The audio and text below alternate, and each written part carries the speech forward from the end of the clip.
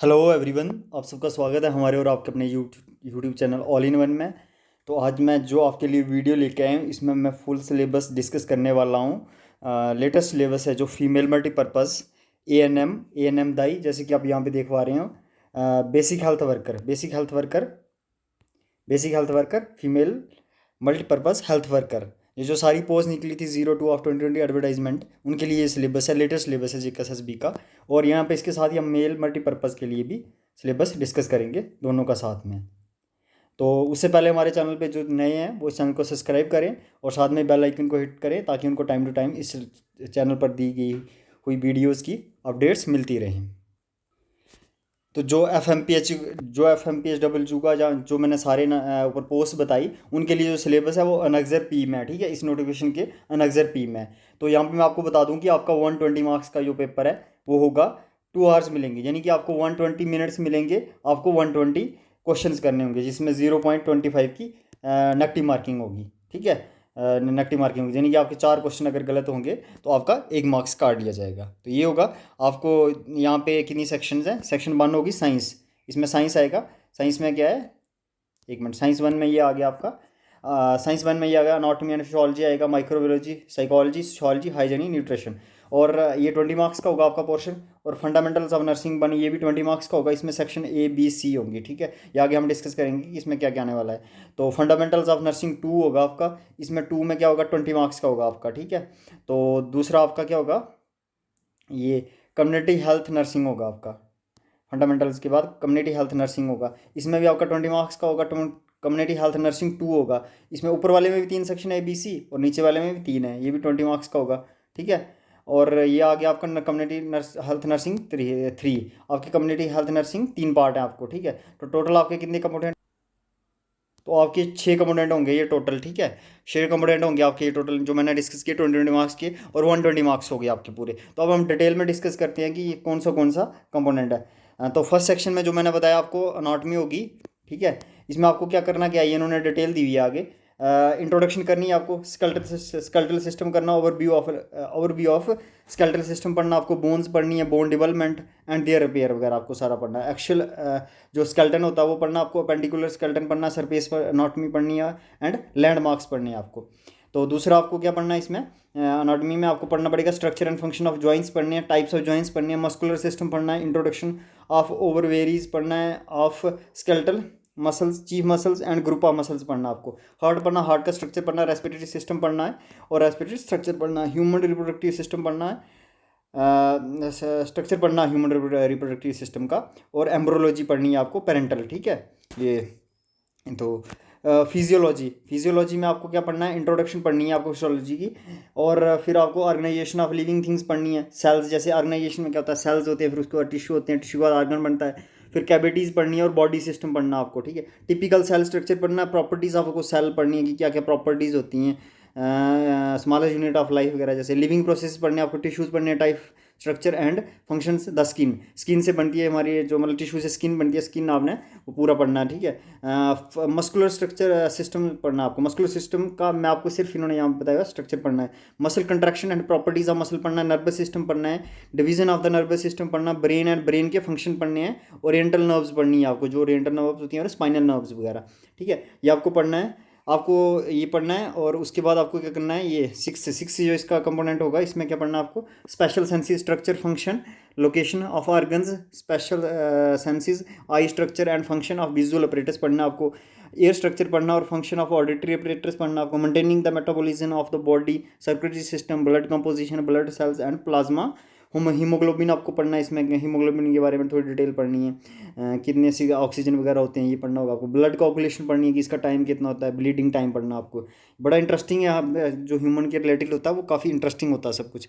तो blood grouping very good, ये भी काफ़ी अच्छा है, and cross matching, physiological structure of heart and function पढ़ना आपको, हार्ट साउंड्स, लब डब जो 2 साउंड्स होती हैं ना, हार्ट रेट्स पढ़ना है, सर्कुलेशन पढ़ना है, सिस्टमेटिक एंड पल्मोनरी दोनों सर्कुलेशन आपको पढ़ना है, ब्लड वेसल्स, पल्स पढ़नी है आपको, कितनी होती है नॉर्मल वगैरह वो पढ़ना, ब्लड वेसल्स पढ़नी है आपको, जैसे ब्लड वेसल्स में आ गई, आर्टरीज आ गई, वेन्स आ गई, pulse, venous and capillary system पढ़ना आपको, digestive system, the alimentary tract, ये तो आपने 10th में पढ़ा होगा, ओरल कैविटी, स्टोमक पढ़ना आपको, स्मॉल एंड लार्ज इंटेस्टाइन पढ़नी है, पेरिस्टालिसिस डाइजेशन पढ़नी है आपको। ये क्या होती है कि हमारी जो मूवमेंट होती है ना फूड की, उसको बोलते हैं शायद पेरास्टालिस डाइजेशन। सलाइवरी ग्लैंड्स पढ़ने हैं जो हमारे माउथ में होते हैं, सलाइवा सेक्रेट करते हैं। लीवर पैनक्रियाज पढ़ना आपको, गॉल ब्लैडर पढ़ना है, इंजाइम्स पढ़नी है, एंजाइम्स एब्जॉर्प्शन पढ़नी है, असिमिलेशन ऑफ फूड पढ़नी है। फिर आपको एक्सक्रीटरी में पढ़ना है, एक्सक्रीटरी सिस्टम पढ़ना है, एक्सक्रीटरी ऑर्गन्स पढ़ना है, लोकेशन की होती है, स्ट्रक्चर और फंक्शन पढ़ने हैं। Urinary tract, urine formation, composition of urine, water and salt balance पढ़ना आपको, ठीक है। फिर 12th आपको पढ़ना है endocrine system, overview of the endocrine system, endocrine glands, location, structure और ह्यूमन रिप्रोडक्शन पढ़नी है। ये काफ़ी इंटरेस्टिंग है, हमारे ह्यूमंस के रिलेटेड है, आपने पढ़ा भी होगा ये सारा सिलेबस आपके जो आपने जब डिप्लोमा किया था FMPHW या MMPHW तब का आपके सिलेबस में होगा सारा। तो ह्यूमन रिप्रोडक्शन आपको एम्ब्रोलॉजी पढ़नी है, पेरेंटल डेवलपमेंट पढ़नी है, maturation of reproductive organs, reproduction organs पढ़ना आपको, ठीक है। मेल रिप्रोडक्टिव ट्रैक्ट पढ़ना आपको, एक्सटर्नल ऑर्गन्स पढ़नी है। द फीमेल रिप्रोडक्टिव ट्रैक्ट पढ़ना, external organs, menstrual cycle, hormones and reproduction आपको, मेंस्ट्रुअल साइकिल ये भी इंपॉर्टेंट टॉपिक है, और हार्मोन्स एंड रिप्रोडक्शन कौन से हार्मोन रिप्रोडक्शन में रिस्पॉन्सिबल होते हैं रिप्रोडक्शन वगैरह के लिए, ये पढ़ना आपको, ठीक है।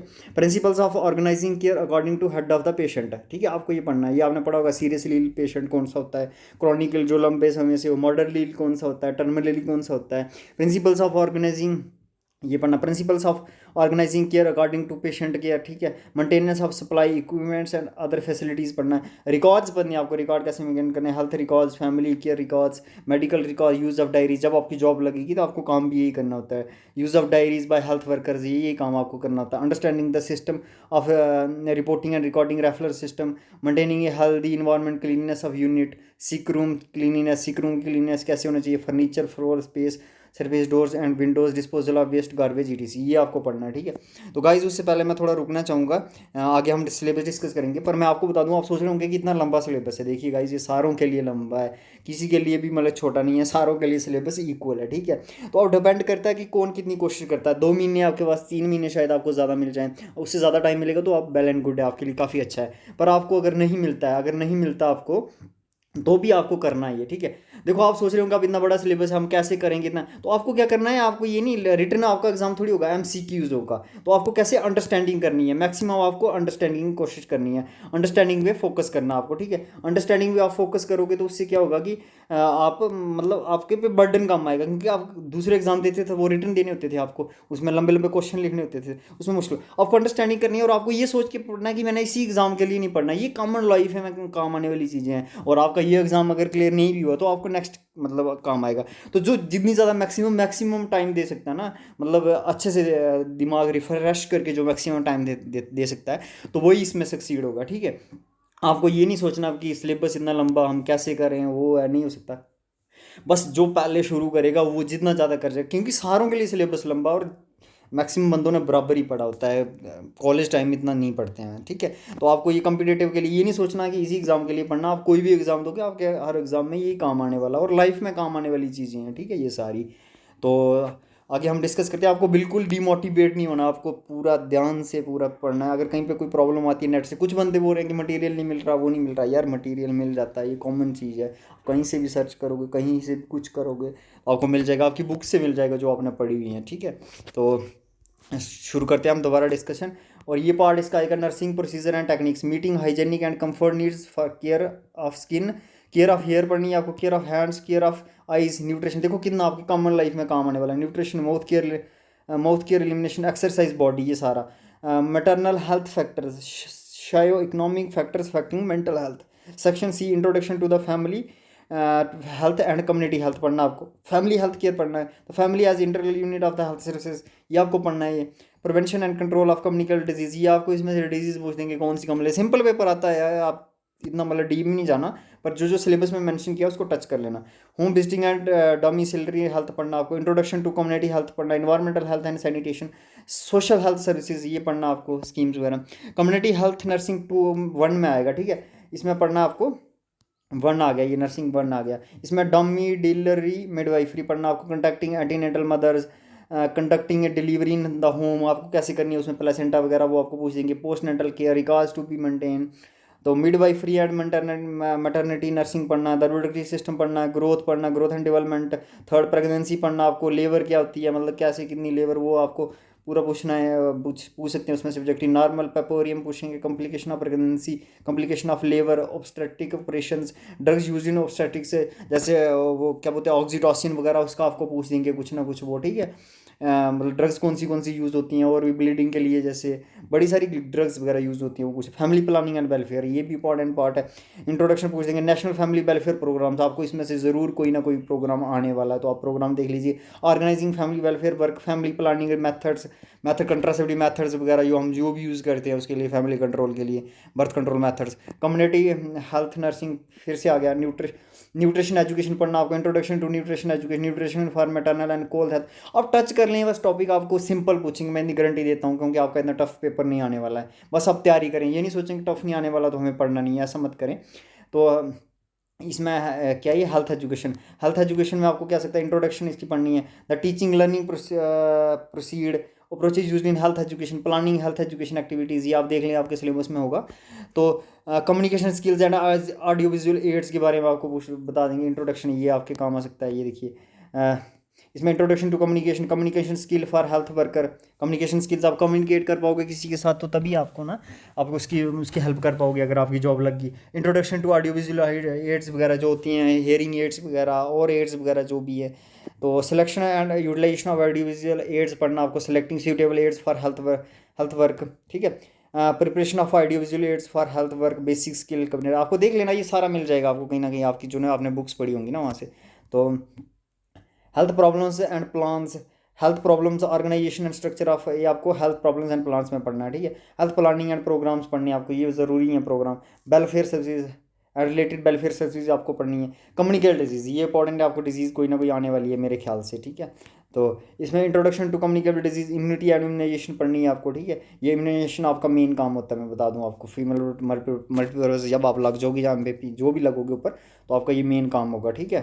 तो इसमें आपको इम्यूनिटी इम्यूनाइजेशन पढ़ना, इम्यूनाइजेशन क्या होती है, कौन सी वैक्सीन है, क्या है, care and treatment of patient with infection, तो specific communicable disease and infectious symptoms prevention, ये आपको स्पेसिफिक कम्युनिकेबल डिजीज़ पढ़नी है, इनके symptoms, prevention, control, care, communicable disease and infections. तो फिर इसमें आपको पढ़ना malaria, filaria, dengue, typhoid, cholera infection, hepatitis, other gastrointestinal GIT disease वगैरह होती है, जो डिसेंट्री पढ़नी है, small pox, chicken pox, measles वगैरह, डाइफ्थेरिया, ट्रैकोमा, कंजक्टिविटिस, आइज़ की डिजीज़ होती है, बर्म इन्फेस्टेशंस, बर्म्स वगैरह जो हमारे जो हम एल्बेंडाजोल वगैरह देते हैं, होल वर्म, राउंड वर्म, ये सारे वर्म्स वगैरह दिए, रैबीज़ का इंजेक्शन वगैरह जी आपको पढ़ना है। ट्यूबरकुलोसिस का वायरस वगैरह क्या होता है, ये आपको सारा पढ़ना है। मेंटल डिजीज़ क्या होती है, introduction resources and facilities for prevention and early detection of mental illness, use of family health care services, mental and child health services, school health service, primary health centre facilities, community health workers as a resource, ये पढ़ना। Prevention of mental illness, ये पढ़ना है। Early detection of mental disease वगैरह आपको पढ़ना है, ठीक है। तो कम्युनिटी हेल्थ नर्सिंग 2 में आपको इन्वायरमेंटल सैनिटेशन पढ़नी है, इसमें बेसिक्स पढ़नी है, village level, town and sand, urban areas वगैरह में, disinfection and disinfectant, sterilization, antiseptics, disinfectants, एक्रोडर्डेंट, detergent, sterilization, environmental sanitation, aspects of communicable disease, venereal disease पढ़नी है, वाइनरल डिजीज़ पढ़नी है, ठीक है। माइक्रोबायोलॉजी पढ़नी है आपको, इसमें देख लें आपको कौन सा टॉपिक पढ़ना है, ठीक है। ध्यान से देख ले आपको कौन सा टॉपिक पढ़ना है इसमें, ठीक है। सोशियोलॉजी पढ़नी है आपको, इंट्रोडक्शन वगैरह, इसको थोड़ा देख लीजिए, ईजी होगा आपका जो पार्ट होगा। Social control, social satisfaction, psychology पढ़नी है आपको, ठीक है। नहीं सॉरी, हाँ साइकोलॉजी पढ़नी है आपको, ठीक है। साइकोलॉजी में factor influencing human behaviour, life stages and behavioural changes वगैरह, इमोशंस, बिहेवियर, इंटरेस्टिंग है, काफ़ी इंटरेस्टिंग है, ये भी आपको पढ़ना है। तो हाइजीन पढ़ना है फिर आपको, ठीक है। हाइजीन में इन्होंने काफ़ी सारे टॉपिक दे रखे हैं, आप इनको थोड़े टच कर लें, देख लें, आपको सिंपली आने वाला इसमें से देख लें, जिसकी जितनी वेटेज है जिस सेक्शन की उसको ज़्यादा आप। न्यूट्रिशन पढ़नी है आपको, ठीक है। न्यूट्रिशन में क्या आएगा, introduction to the study of nutrition, definition, relation of nutrition of health, classification and functions of food, body building, energy yielding and productive foods पढ़ने हैं। Nutritive carbohydrates, protein, fats, vitamin पढ़ने हैं आपको, ठीक है। Nutritive value of food foodstuffs आपको शायद आ जाए इनमें से क्वेश्चन कोई ना कोई, सीरियल्स, फ्रूट्स, इनके फैट्स एंड ऑयल्स, ठीक है। द बैलेंस डाइट क्या होती है आपको ये भी पढ़नी है। Definition factors considered in planning, ठीक है, ये आपको सारा पढ़ना है। Definition factors considered in planning meals, improvement of diets, selection of food, culture factors, improving maternal nutrition and child nutrition, modified diets, liquid, bland, soft full, preparation and preserving of foods general, आपको ये देखना है, ठीक है। तो माल nutrition, हाँ ये important topic है आपका। माल न्यूट्रिशन एंड अंडर न्यूट्रिशन आपको ये देखना थोड़ा। डेफिशिएंसी डिजीज ये आपको आ सकता है deficiency. Cultural factors in nutrition, food fads, food habits, food adulteration, practice injuries to health, nutrition education, principles of imparting nutrition knowledge. तो ये आपका सिलेबस था पूरा अक्षर पी में। इसका मैं लिंक पीडीएफ का डिस्क्रिप्शन में डाल दूंगा। तो अगर आपको अगर नहीं पता चलेगा तो कमेंट करें, मैं आपको वहाँ कमेंट में भी इसका लिंक दे दूंगा सिलेबस का डाउनलोड करने के लिए। तो एंड में आपको यही कहना चाहूँगा कि कोई बात नहीं, सिलेबस इसका थोड़ा लंबा है, मैं भी जानता हूँ, पर आप ना ये वेटेज देख के पढ़िए, जिस सेक्शन की जितनी वेटेज, जैसे साइंस की 20 मार्क्स है तो इसमें जितने टॉपिक अगर आपको लगता है कम टॉपिक है पहले उसको शुरू करें। फंडामेंटल्स अगर इसमें कम है 20 मार्क्स, तो आप ये ना पूरे एक स्मार्ट हार्ड वर्क के साथ साथ स्मार्ट वर्क भी करें, ठीक है। इसको डिस्ट्रीब्यूशन बना ले प्रॉपर कि हमें इतने दिन इसको देने हैं तो कवर करने की कोशिश करनी है, ठीक है। तो अब मैंने आपको बता दिया कि आप ये मत सोचो कि बड़ा ज़्यादा सिलेबस है तो हम कैसे करेंगे, वो है ये मत सोचो यार। आप मतलब स्टार्ट तो करो, स्टार्ट करोगे तो आज नहीं तो अगले एग्जाम में आपको काम आएगा ना। पोस्ट तो निकलती रहती है FMPHW की, तो आपके काम आने वाला है, लाइफ में ऐसे भी काम आने वाला है। तो ऑल द बेस्ट आप सबको। तो प्लीज़ अगर वीडियो अच्छी लगी तो कमेंट लाइक ज़रूर करें और शेयर भी करें। और अगर हमारा चैनल अभी तक आपने सब्सक्राइब नहीं किया तो आप सब्सक्राइब करें। इसके रिलेटेड जो भी हमारे हमसे हेल्प हो पाएगी हम आपको ज़रूर करेंगे, ठीक है। Thank you, have a nice time.